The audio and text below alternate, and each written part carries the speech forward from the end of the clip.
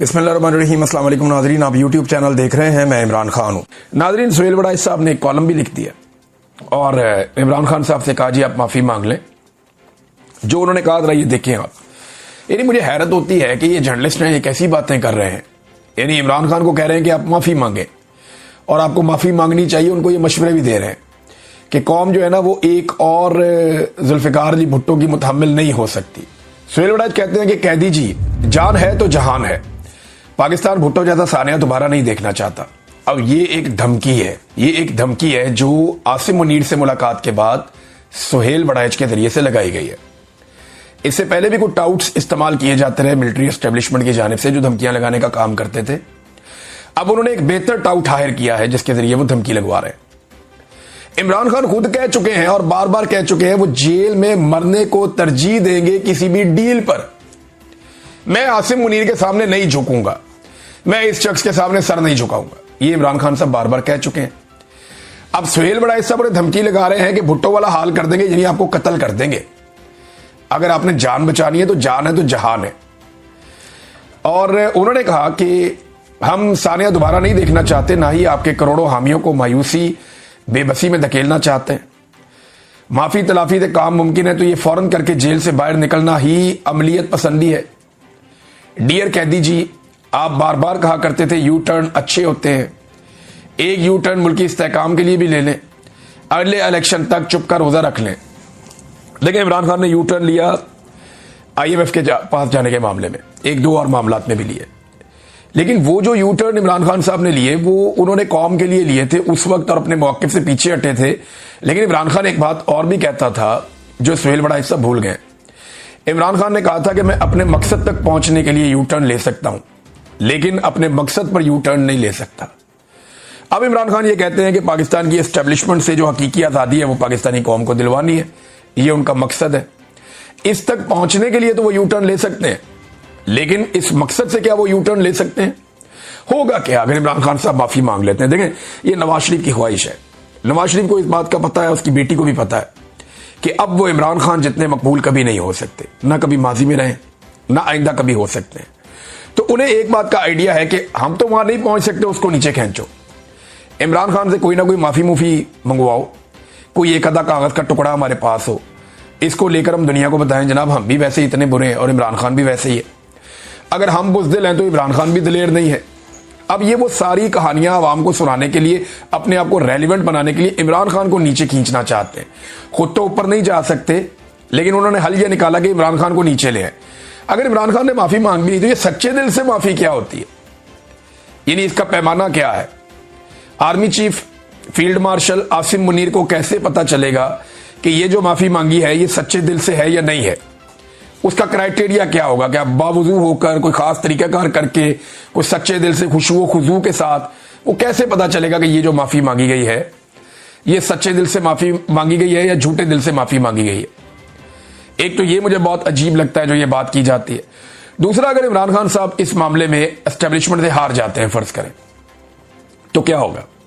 होगा ये कि अगले कुछ अरसे तक के लिए, या हो सकता है कि लंबे अरसे तक के लिए, अवाम के अंदर से ये ख्वाहिश या उम्मीद दम तोड़ जाए कि जनाब एस्टेब्लिशमेंट को शिकस्त दी जा सकती है, या एस्टेब्लिशमेंट से जान छुड़ाई जा सकती है, या एस्टेब्लिशमेंट के जुल्म से बचा जा सकता है। हो सकता है लोगों में ये उम्मीद दम तोड़ जाए और इस वक्त एस्टेब्लिशमेंट को यही चाहिए कि पाकिस्तान की अवाम ये सोचना भी बंद कर दे कि किसी दिन वो पाकिस्तान की एस्टेब्लिशमेंट को अपने ताबे कर लेंगे। अब इसमें सुहेल वड़ाइच साहब ने जो कॉलम लिखा वो तो आपके सामने, मैंने आपको बता दिया कि वो मशवरे दे रहे हैं, साथ धमकियां भी पहुंचा रहे हैं। लेकिन ये सुहेल वड़ाइच साहब का पुराना तरीकाकार है। ये एस्टेब्लिशमेंट के आज की दासी नहीं है, ये एस्टेब्लिशमेंट की आज से गुलामी नहीं कर रहे। ये बहुत पुराने एस्टेब्लिशमेंट के मुती हैं, ये बहुत पुराने एस्टेब्लिशमेंट के चाहने वाले हैं। यानी हमें तो ये कहते हैं ना लोग कि जनरल बाजवा से, फैज से हमारे अच्छे ताल्लुकात थे। मैं लानत भेजता हूं, मैं सारी जिंदगी कभी फैज हमीद को मिला भी नहीं, और जनरल बाजवा से जो मुलाकात हुई उसके अंदर भी इख्तलाफ हो गया। यानी मैंने जनरल बाजवा को उसके मुंह पर कहा था कि जनरल साहब 70 साल आपने चूरन बेचा कौम को कि कश्मीर को आजाद करवा लेंगे। अब आप हमें कह रहे हैं कि जाकर हम कौम को यह बताएं कि जनाब भूल जाएं कश्मीर को और इंडिया के साथ ताल्लुकात नॉर्मलाइज करें। ये नहीं होना। फिर मैंने उन्हें कहा, ये जो आपने बनाई तरीके लबैक के बारे में मैंने कहा ये लाहौर से लेके पिंडी तक ये जो आपने खेल खेल दिया है ना, ये आपको किसी दिन पता चल जाएगा जो ये आपके साथ करेंगे। और आप हमें चाहते हैं कि हम जाके इनसे लड़ें, तो आप क्या करेंगे? आपको ये फैसला खुद करना पड़ेगा कि आपने कौम के साथ ये क्या किया। ये चीजें मैंने उनके सामने रखी थी। तो मेरी तो जनरल बाजवा से जो मुलाकात हुई, एक दो मुलाकातें, वो भी इसी तरह की थी, कोई अच्छी मुलाकातें नहीं थी। इमरान खान साहब का केस लगा मगर कोई कानूनी तरीकाकार फॉलो नहीं हुआ। यानी इमरान खान साहब का तोशाखाना 2 का एक केस सुना जा रहा है अडियाला जेल में, लेकिन कोई कानूनी तरीकाकार फॉलो नहीं किया जा रहा। एक दिन पहले अचानक बताया जाता है कि जनाब अब केस लगेगा, ना ही वकला को अंदर जाने दिया जाता है, ना ही फैमिली को अंदर जाने दिया जाता है, और ना ही आजाद मीडिया को अंदर जाने दिया जाता है। तो इस तरीके से तो केस लग रहा है। इमरान खान के केसेस की अडियाला जेल में जो समात हुई है और फैमिली और वकला को बुलाए बगैर ये समात मुलतवी की गई है और किसी को अंदर नहीं जाने दिया गया।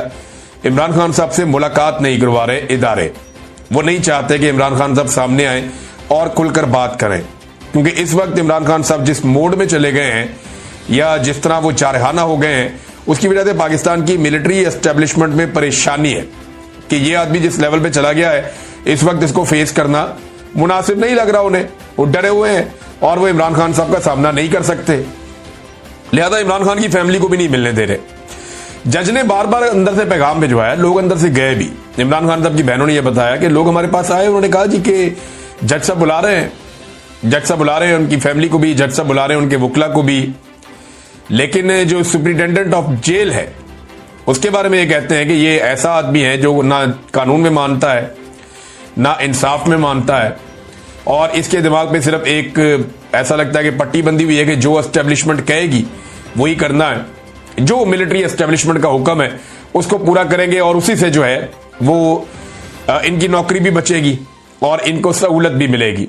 बहरहाल ये जो मर्जी कर ले, ये एक दिन तो सूरज गुरूब हो जाएगा। मिलिट्री एस्टेब्लिशमेंट के इक्तदार का सूरज भी गुरूब हो जाएगा एक दिन, और एक दिन ये जो झूठी हुकूमत है ये भी धड़म से गिर जाएगी, और ये अपने बोझ से ही गिर जाएगी। पब्लिक ने तो फैसला जब करना है तब करना है, लेकिन ये हुकूमत चलती दिखाई नहीं दे रही। उसका रीजन है इन्होंने हर चीज ही बर्बाद कर दी है। मुल्क के अंदर कोई एक चीज या कोई एक महकमा या कोई एक सिमत वो जो ठीक चल रही हो वो ये आइडेंटिफाई करके बताएं कि ये ठीक चल रहा है। मईशत मुकम्मल तौर पे बर्बाद है। कौमी खजाना, उसमें कौम का पैसा नहीं है, पाकिस्तान का पैसा नहीं है, उसमें चाइना का, उसमें सऊदी अरब का, यूएई का और उधार का बैंकों का पैसा पड़ा हुआ है। वो पैसा हमारा नहीं है। हमारा बजट फुल खसारे में जा रहा है। टैक्स कलेक्शन ये सही तरह कर नहीं पा रहे हैं, तो मईशत का तो भट्टा बैठ गया। गरीब और आम आदमी को इन्होंने वैसे ही कुचल के रख दिया है। यानी ये खाने के तेल के ऊपर जो कुकिंग ऑयल होता है उसके ऊपर 175 रुपए लीटर इजाफी वसूल कर रहे हैं। चीनी के ऊपर फी किलो के हिसाब से 70, 80 रुपए की दिहाड़ी ये लोग लगा रहे हैं। पहले 7.5 लाख टन चीनी पाकिस्तान से बाहर भेज दी कि जनाब यहां वाफर है।